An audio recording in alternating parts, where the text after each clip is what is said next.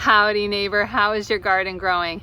Me, today in my garden, we're going to be talking about the vegetables, flowers, butterfly gardening, and all the tips you need to be thinking about for winter. And when I'm talking winter, I'm talking the literal scientific winter. That's going to be January, February, and March. And as always, I'm going to be using my Wild Floridian garden planner. It breaks down the plants that you should be growing and the tips you need to be following each season. So before we jump into the what's a plant for winter time, I do want to make sure everyone's on the same page of what we're talking about with winter. Like I mentioned before, we are talking about the technical definition of winter, which means it goes from December 21st to March 20th this year. So this includes some of our coldest days of the year, but also has some of the rapid heating up that we do down here in the zone 8s, zone 9s, zone 10s, and zone 11s of Florida. Now, while we'll see some of our coldest temperatures of the year during the winter season, it is also smack dab in the middle of drought season. Yes, drought season. I know it may not feel like Florida has a dry season because we always get rain and there's always a lot of humidity, but it is some of the driest weather we'll get throughout the year. And one of the ways you can always tell is how blue the skies are, how free of clouds they generally are. And when it's going to come to your plants, you're not going to have as consistent of rain to help water them. So as we get into some of the tips and the plants that we're going to be talking about, it'll start to play into some of my suggestions. The other thing is this is the time of year that in general the pest pressure is down, or there's just less bugs around, because as we hit those temperatures below 60 degrees, they either go dormant or they die off. But that will change pretty rapidly as we head into February and March. So I think that's the basics of what you need to know about winter when it comes to us in Florida. So let's start digging into some of my more specific tips and suggestions for this season. So let's first talk vegetables. And I'm gonna break down this into 3 different sections. We're gonna talk about my tips, suggestions for cold weather, then we're gonna talk warm weather, and then we're gonna talk hot weather. So let's first start with cold weather crops. And of course, when I'm talking cold weather crops, I'm talking about things like lettuce and carrots and onions and beets and radishes and of course broccolis and cauliflowers, kales and Brussels sprouts. These are plants that thrive in cooler weather. They won't like necessarily freezes, but they like those temperatures that are in the 50s, the 60s.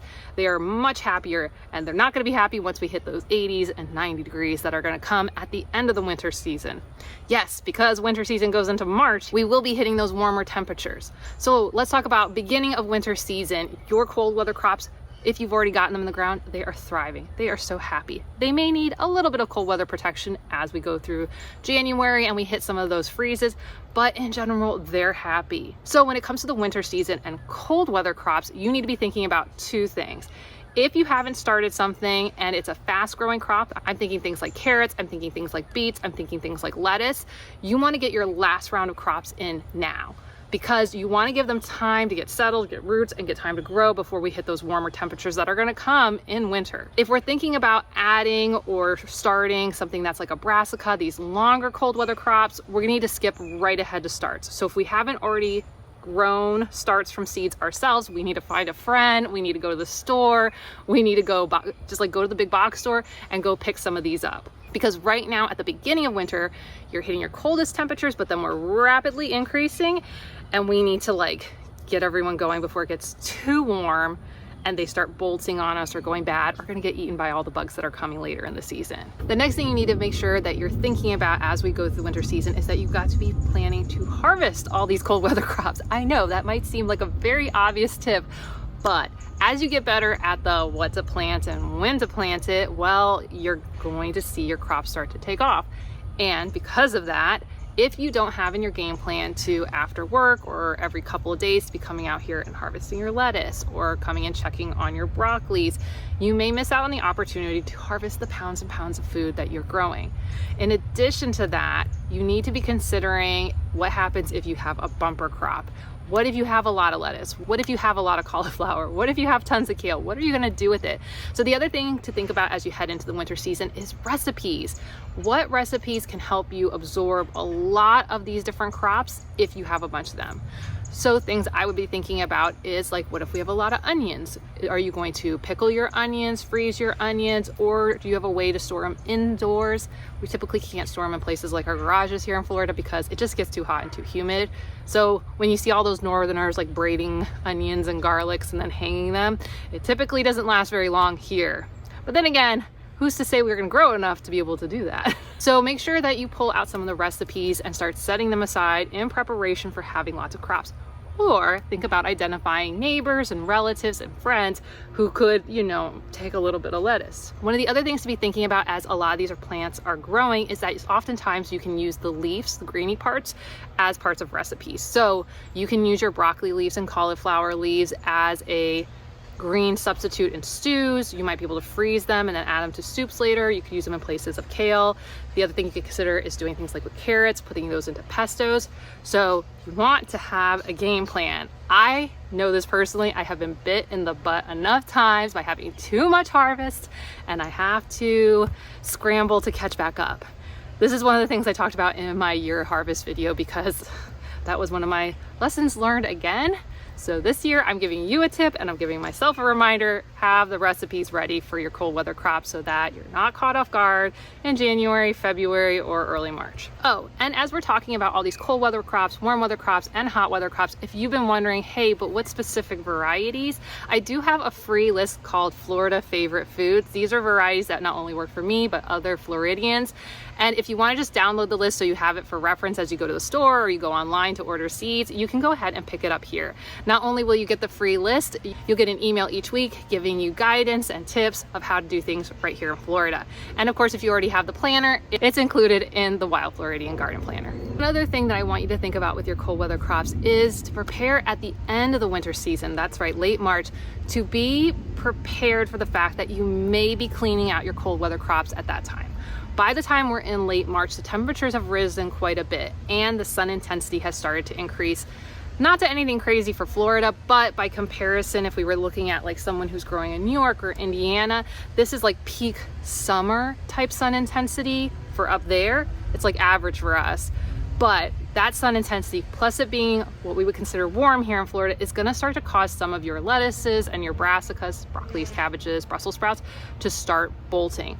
So you do also want to think about in your game plan is that what are you going to be prepared to move out? So I want you to be mentally prepared that at the end of March, maybe early April, you may be starting to clear out some of your beds, which will make way for things like warm weather crops. So let's start talking warm weather crops and what you need to be doing in the winter season.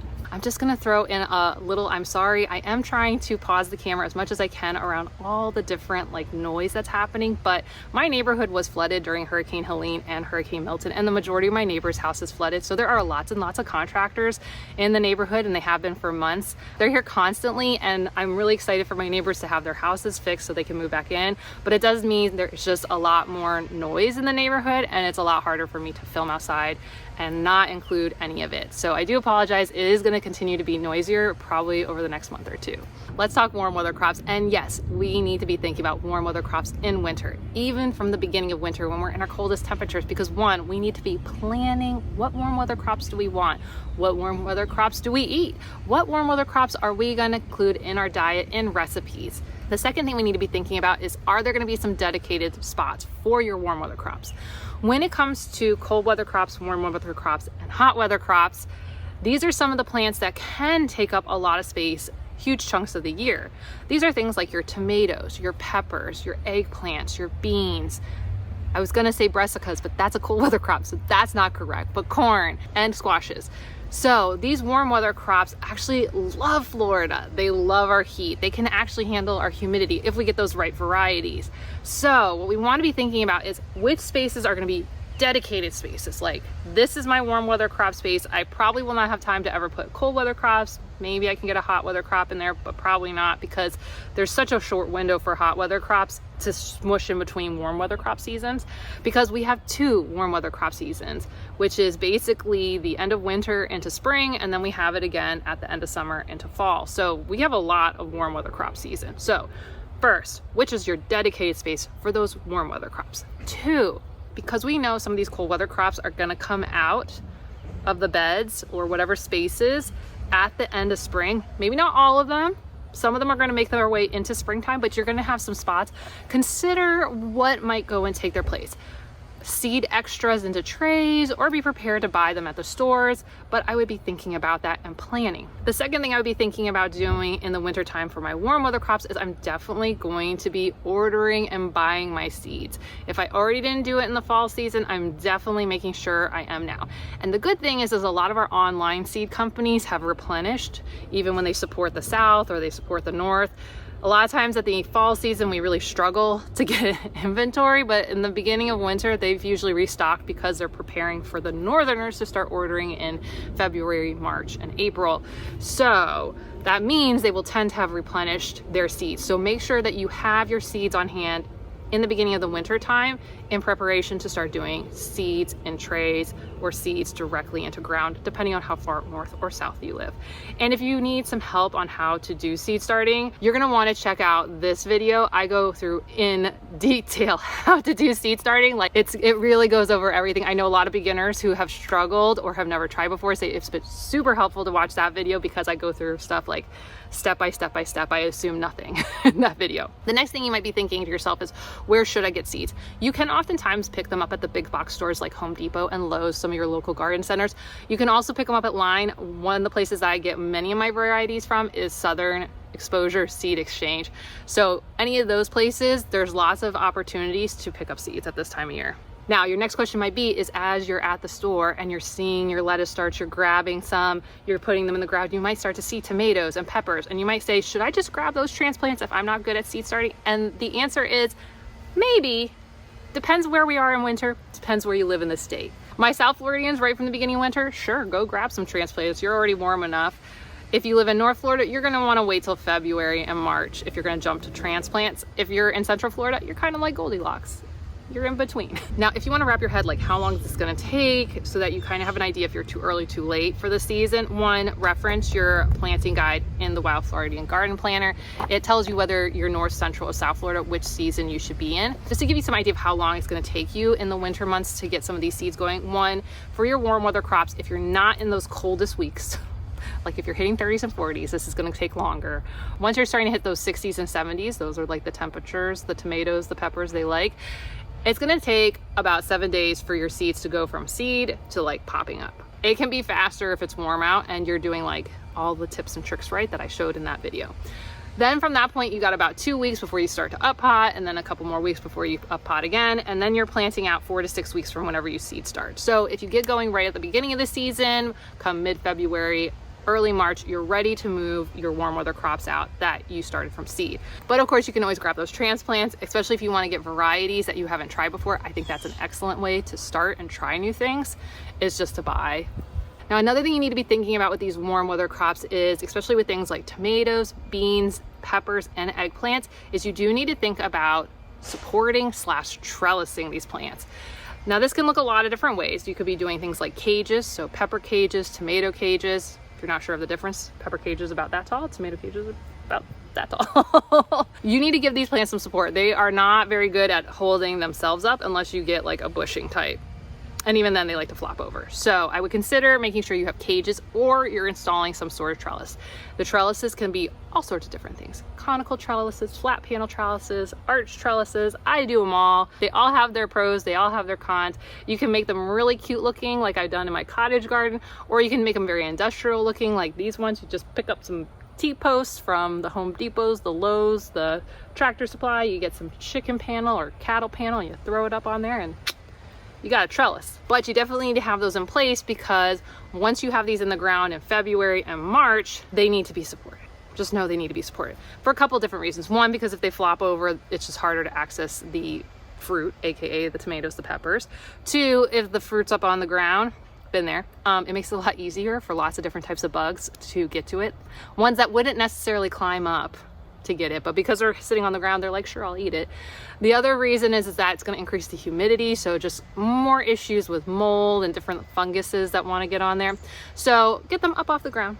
Also consider that, yes, even in the later parts of winter, as the humidity is going to start to increase, you're going to want to start to prune a little bit just to make sure there's some airflow around the plants. You don't need to go crazy. I oftentimes don't with things like my tomatoes, but it is something to put into your game plan as you think about it. Last but not least, when it comes to these warm weather crops, the majority of these, minus things like corn, are all pollinated by the bees, the butterflies, the wasps, the ants. Lots of different pollinators are needed in order for you to get a really good crop. So in the winter season, we do need to be thinking about flowers, which we are going to get to flowers after we go past hot weather crops. But we need to be starting to think about how we're bringing the pollinators back. And pollinators are going to be returning, not typically in the month of January, though for South Florida and Central Florida, maybe. But definitely in February and March, you're going to start seeing those pollinators coming back, and you want to have them around so that when your tomato and your peppers start having flowers on them, boom, let's talk hot weather crops. Hot weather crops, these are the ones that like the heat, the sun intensity, the humidity. I'm talking things like sweet potatoes, Seminole pumpkins. I'm going to kind of throw in Everglades tomatoes into this world. I'm talking Puerto Rican black beans. I'm going to be talking about things like roselle and okra and loofah. These are hot weather crops. They have their origins in the tropics or right on the edge of the tropics. They don't like the cold. Let's be clear, they don't like the cold. In winter, especially early winter, we need to be starting to think about our hot weather crops, because we are in that time period where we're just flipping. We're gonna be flipping things as we come out of winter, and we need to start thinking about these. The other thing about hot weather crops is these are gonna be things that take a long time in general to do something. To put out little tomatoes, to put out beans, to put out loofah plants. They tend to take up space for quite a bit of time. So they are something you want to think about, that they might even be a better replacement in our beds where our cold weather crops are. Because when I kind of look at the year of like who takes up space and when, cold weather crops and hot weather crops tend to pair kind of good. Warm weather to hot weather, you don't usually have enough time, because we go warm weather, hot weather, warm weather.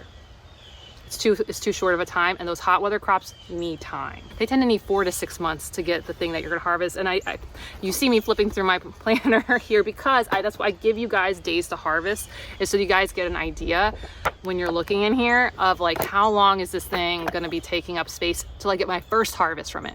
Not my full harvest, my first harvest. And you'll see a lot of the hot weather crops, they take a long time to get there.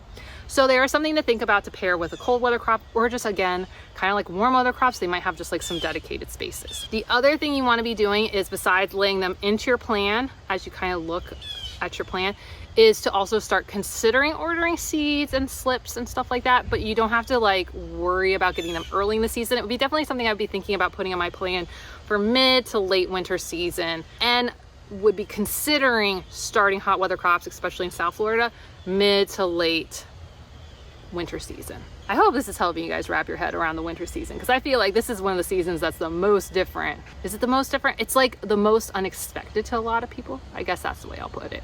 But before I move to my flower tips, what kind of vegetable tips, what kind of ideas and things do you want your fellow Floridians to know that have helped you to grow really well in the winter season? What are you thinking about? Which varieties? But also, what tips and things are you putting in your game plan so that you have an amazing winter? Let's talk flowers, and we're going to be talking about those cooler weather flowers. The flowers that prefer not the warmth. They don't prefer the heat. They want it a little bit nicer out. Now we're talking about things both Florida friendly and Florida native. And of course, when it comes to my Florida natives, they know how to deal with our weather. But let's first touch on some of our Florida friendlies that we can be doing at this time of year. This is going to be things like pansies, petunias, violas, delphinium, dianthus, alyssum, calendula, dusty miller, foxgloves, and snapdragons. These plants actually come from like a little bit more temperate climates, you know, not the tropics, not the subtropics. So they can grow this time of year because we kind of have more of the ideal weather for them, but we lose that as we kind of go along. So if you are going to consider doing flowers like these, and you pick these up from your garden center or your big box store, you may want to consider doing them in something like a pot, because they're not going to be the things that can take up a bed for a whole year. They're not going to even take up your bed for the majority of the year. They're going to be something that in this winter season, if you didn't plant them in late fall, they're going to be heading on their way out. And since some of these are preferred by pollinators, these might be great to put in a pot and then put it near your warm weather crops so that you can attract them and bring them into the area. Now, when it comes to our native plants, this is actually a great time of year if you want to do this by seed starting, is to pick up seeds. You can often find these at your native nurseries, or you can order them online from the Florida Wildflower Cooperative. So these are actually relatively cheap for how rare and unique these plants are, and this would be a good time of year to start setting them in place. Now, the watch out is because we're in the drought season, there might not be enough rain to get your plants going unless you give them a little bit of assist. The other thing to watch out is, unlike a lot of the plants that you can pick up at the big box store, a lot of native plants put out pretty deep root systems. So if you're considering getting seeds started with these plants, you're going to watch out that they may put out a root that your typical seed starting tray may not be able to handle.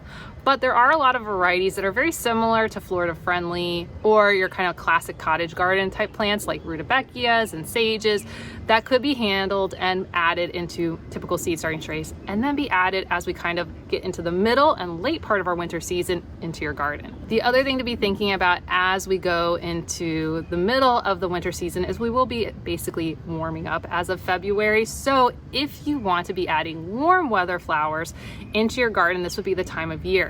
A lot of these warm weather flowers are going to not only go through midwinter, but they will actually go all the way through the entirety of spring and potentially through summer, depending on which plant you pick. These can be Florida friendlies like pentas or some of our sages, or they can even be things like our Florida natives, like our tropical sages, or some of our rudbeckias. Now, one of the things you definitely should be considering thinking about and getting started in winter, not the beginning of winter, but midwinter, is a butterfly garden. Butterfly gardening, well, we are one of the best states, if not, let me say it, the best state for butterfly gardening. And you should be thinking about getting one started in winter. Not at the coldest time of year, but actually shortly thereafter. You should be considering adding things like host plants and nectar plants so that you can really bring the butterflies in. Oftentimes, so many of you guys are interested in vegetable gardening, so then you're interested in bees, but I know there's a whole bunch of you who like pretty flowers and do like butterflies. And one of the struggles a lot of people have with getting their butterfly garden started is they buy host plants, which is the plant that the butterflies put their eggs on, and then the eggs hatch and they get the hungry little caterpillar who will eat it, and then it dies. So if you're gonna get a host plant, what you wanna do is actually get it in the ground in some of the coldest times of year or shortly thereafter, because the butterflies haven't come back. They're not going to overload it with caterpillars yet. So you get it in the ground, so it's time to get those roots in the ground, let it grow a little bit, so that when they become the hungry caterpillars and munch, they will not completely kill the plant. Or you can also do things like get the host plants in the ground, even if it's warmed up, and just throw a little bit of bug netting on it.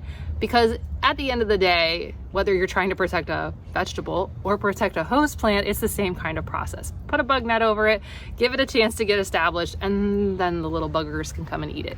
Now, there are so many great native host plants, and they can be so hands-off, so easy. And if I was starting in winter time and I wanted to get some like really good, just like get started fast, I'm gonna be thinking about corky stem passion vine. I'm gonna be thinking about swamp milkweed, because both of those are host plants. I would also be thinking about frog fruit. This is a lawn alternative. You can grow it in a pot, but you could also do it in place of having grassy lawn. That's what I have in my backyard. And so get that going now, because once it heats up, these plants take off and the butterflies will just be all over the place. Another one that's a host plant, though I don't typically see the hosting butterfly in my area, though it's a little tricky over in the Pinellas area to get all the types of butterflies that you can get in Florida, is that brown savory that I've been suggesting that loves the winter time. So if you're thinking about bringing those butterflies, that would be one of the ways. And one of the best ways that you can get native host plants to your area that are definitely going to attract lots of butterflies is to go and look at Florida Association of Native Nursery and find your closest local native nursery to you. They will be carrying the native plants, and they oftentimes have a huge selection of native host plants. And nothing gets butterflies to your garden faster than a host plant. And if you want to learn more about butterfly gardening, especially down here in Florida, go ahead and check out this video right here. This is like my butterfly gardening 101. It will take you through all the basics for setting up a great butterfly garden that's going to attract like so many butterflies to the garden. Another tip for flowers is you don't have to just do native or just do Florida friendly. You can mix them together. This bed has both Florida friendly and Florida natives in it. Okay, so now let's talk the tips, the other things you should be thinking about when it comes to what you should be doing in the winter time. Early in the winter, you need to be thinking about weeds. Who thought? Happy New Year! What's going on with the weeds in your yard? Because when it's cold out, when it's drought season, this is the time where you can actually, if you've been struggling with some sort of plant in your yard, that ground cover and the cracks in your flower bed, taking over your veggie beds, like this is the time of year that you can like knock it out. So one of the things that I always do heading into the winter season is I start to note the areas where I have these kind of problem areas, and I start to, depending on what weed it is come up with a game plan. Am I gonna force it out, like by covering it? Am I gonna plant something else ahead of time that's gonna crowd it out? I did that with brown savory. I've done that with frog fruit.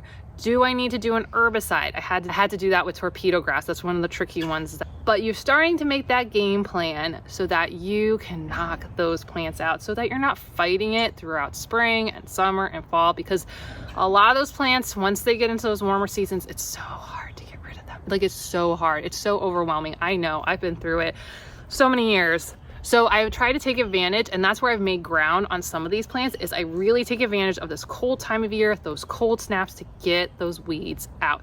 And if you're looking for a video that's gonna help you kind of know what are the weeds and what you may or may not want to do about them, go ahead and check out this video. It's like 30 plus different weeds identified that you may find in your garden. The other thing to be thinking about, we haven't really touched on it, but it is the drought season.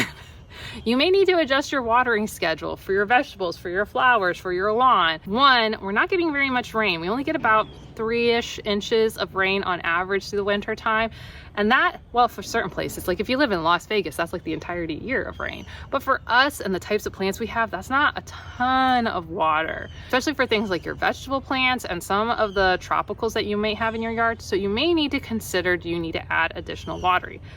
But there's a kind of a catch to this, is that because we're in drought season, is a lot of cities and counties are putting restrictions on how much water you have. So this might be the time to think about doing a project to become more water wise, where you put in spot drip irrigation on select plants instead of just, spraying the whole yard, so that you can keep some critical plants like maybe your vegetables or a specific tropical plant alive, but not have to just put tons of water into the garden. The other thing to be watching out for is if you've been starting seeds and getting your seed starts going, is that you also need to be adjusting your watering. What you needed on week 1 and week 2 for your little seedlings will change as those plants establish bigger and bigger roots, and you can actually end up stressing out your plants by watering them too much. So typically, once you have much more established plants, and depending on what mulching you've done and what kind of irrigation you have in place, and a lot of other factors and how much sun's directly hitting, you may need to actually pull back your watering even for your vegetable garden. The other thing to be thinking about, especially for vegetable beds, is if you've been following along with me and you started in the fall season and now we're in the winter season for your classic vegetables, you're mid-season. So it may be time to go ahead and add some fertilizer or compost to your vegetable beds. Typically, if you bought bagged soil from the store, it lasts, when it comes to that fertilizer, that soil enrichment, it's only gonna last you about 2 to 3 months. So if you started in the fall season, this is about halfway. So you should be considering adding some more enrichment back in so that your plants can produce to their maximum ability, so you get lots of food and have too much harvest and then need all those recipes I mentioned.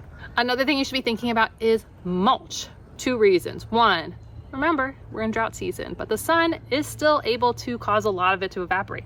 So by adding a mulch, a natural mulch would be best, you can help slow down evaporation. So think about grass clippings or a wood chip mulch for your garden beds. The other thing to be thinking about is ground cover plants that also can help entrap moisture into the soil while keeping the ground covered and blocking out weeds. The other reason to be putting down mulch is, remember we talked about those very stressed out weeds, is if you're adding something like a hot mulch, think chip drop type mulch, this can actually also be one of the ways you kill them. So you don't even need to use chemicals. This is actually how I've killed a lot of weeds in my garden, is through adding fresh wood chip mulch that is cooking, and then it cooks those plants and then kills them. The other thing you need to be thinking about doing in winter, this is the time of year I really recommend. I keep saying it, I feel like I'm a broken record, but I really do mean this as someone who has done many, many large projects down here in Florida, is you need to be thinking about, if you're going to plan large projects this year, do them in the winter.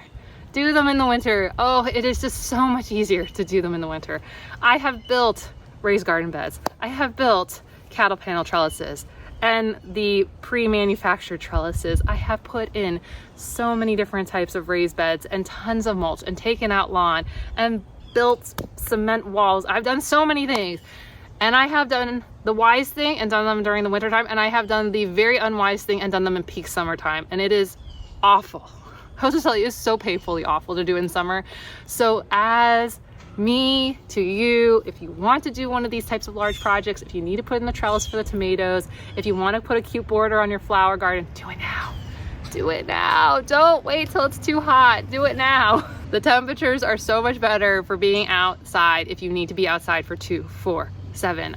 I think the big one took me like 36 hours to do. You want to do it, and honestly do it early to midwinter. Once we hit March, it starts to get, it's already, I'm telling you, it's already getting on the hot side. So if you're going to do big projects, this is the time of year. Winter is the hands down best time to do large projects.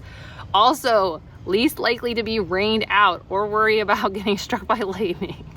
Those are concerns at other times of the year. Also, if you have to do any type of coating, you know, if you're putting any sort of like paint or coating on something, you don't have to worry about the rain washing it off or messing it up. Like, there's a lot of advantages to doing large projects in the winter time. So like, this is my friendly reminder, do your large projects now. My next tip is that I've given you so many tips for you to think about when it comes to planning. But one of the things that takes your plants to the next level is not just by planning, but by doing and then tracking what happens. It is so important to understand how your plan pans out, how it works out, where you put your lettuce, how much lettuce did you end up getting, what kind of butterflies did you attract, when did you have a lot of something, when did you have a little bit of something, when did your plant look sad, when did it not look sad. Having this kind of information and being able to look back after the season is over is super important for taking your garden to the next level each year. That is how I have gone from just like a whatever kind of gardener to being able to grow hundreds and hundreds of pounds, have so many butterflies in the garden. It also gives me a lot of confidence as I go forward that I know the things that are going to work because I have made them work before, I have documented, and I also can then figure out what's different if it's not going well. This is what takes people from being a newbie gardener to that next level gardener really rapidly, is when they can be able to tell what's working, what's not, and what they need to do differently. So whether you get my planner or you keep it in a notebook or you have something electronically on your phone or on a tablet, I don't care which way you do it. Don't just plan, do it and then track it. And then figure out what worked, what didn't, and what you would do differently. And of course, if you do want to pick up my planner, you can go ahead and pick it up at this link right here. And if you want to go and see how I'm planning my winter season and see it in even more detail, check out this video right here. Okay, I'll see you soon. Bye.